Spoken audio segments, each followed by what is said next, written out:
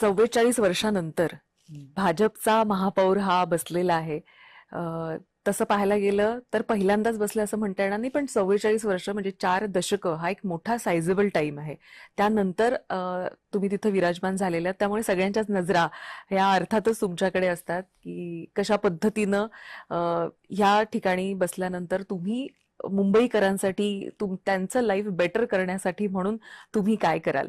तर ज्यावेळी तुम्ही त्या खुर्चीवर बसलात तर असे काही अजेंडा स्वतःच्या मनाशी ठरवलेला का की हे 3 गोष्टी किंवा ह्या 3 गोष्टी तर मी करणारच करणार, जसं मिळेल तसं करणार, कारण या आधी देखील आपण नगरसेवक म्हणून काम केलेलं आहे. तर एकतर मला मुंबईकरांचे फुटपाथ क्लिअर करायचे होते. त्यासाठी मी फार मोठं पाऊल उचललं होतं की या ठिकाणी जे फुटपाथ इलिगल फेरीवाले त्यांनी जे कव्हर केले होते, मग त्या ठिकाणी रोहिंगे असतील किंवा बांगलादेशी त्या ठिकाणी विस्थापित झाले होते, त्याची चाचपणी सुरुवात करायला मी सुरू केली. दादर एरिया तुम्ही बघताय क्लिअर झालाय. बरेच एरिया या ठिकाणी जर बघितले मुंबईतले आपण क्लिअर करून दिलेले आहेत आणि लोकांना जो फुटपाथ आहे तो पूर्णपणे मोकळा करून दिलेला आहे. त्यानंतर मूळ जो फेरीवाला होता त्याच्यावरही अन्याय होऊ नये म्हणून त्याच्यासाठी आपण टाउन वेंडिंग कमिटी, त्याचे जे निर्णय न्याय प्रविष्ट संपूर्ण प्रणाली होती त्याच्यामध्ये मुंबई महानगरपालिकेच्या लॉ डिपार्टमेंटच्या सगळ्यांना बोलवून त्याचे एफिडेव्हिट सादर करून ते जजमेंट मी हातात घेतले. त्याच्यानंतर टाउन वेंडिंग कमिटी उभी केली, त्याची प्रोसेस आता जोरदार चालू आहे. तर ह्या पद्धतीने मुंबईचे जे फुटपाथ मोकळे करून देणे एक तो माझा विषय होता. दुसरं माझ्या मनात सतत असायचं ते म्हणजे मुंबईचे प्रवेशद्वार. तर मुंबईमध्ये जे ऐरोली असेल, वाशी असणार किंवा मुलुंड चेकनाका असेल, हे जे सगळे दहिसर आपला चेकनाका, या ठिकाणी मी सगळीकडे जाऊन व्हिजिट देऊन आले.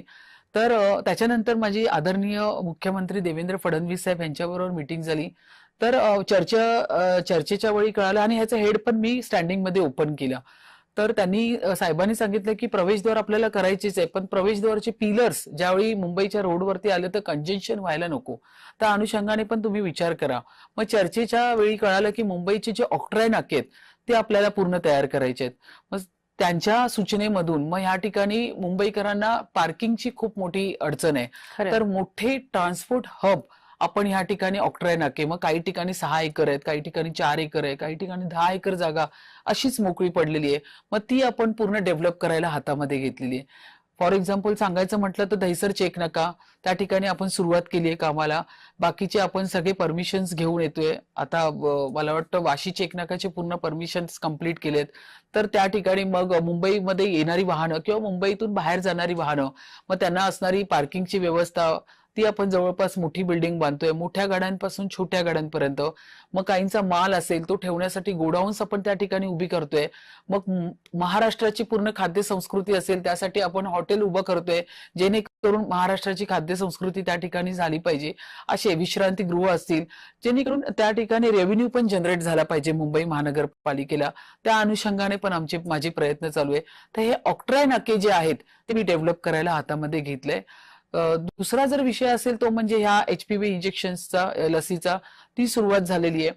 मुंबई महानगरपालिकेच्या दररोज 10 विद्यार्थिनींना आपण घेऊन येतोय आणि जे रुग्णालयामध्ये घेऊन येऊन त्यांना आपण लसीकरणाचं करतोय.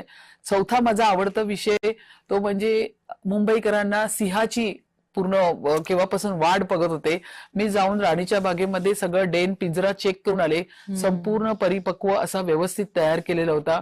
त्यानंतर मी सक्करबाग जुनागडला कंटिन्यू फॉलोअप केला.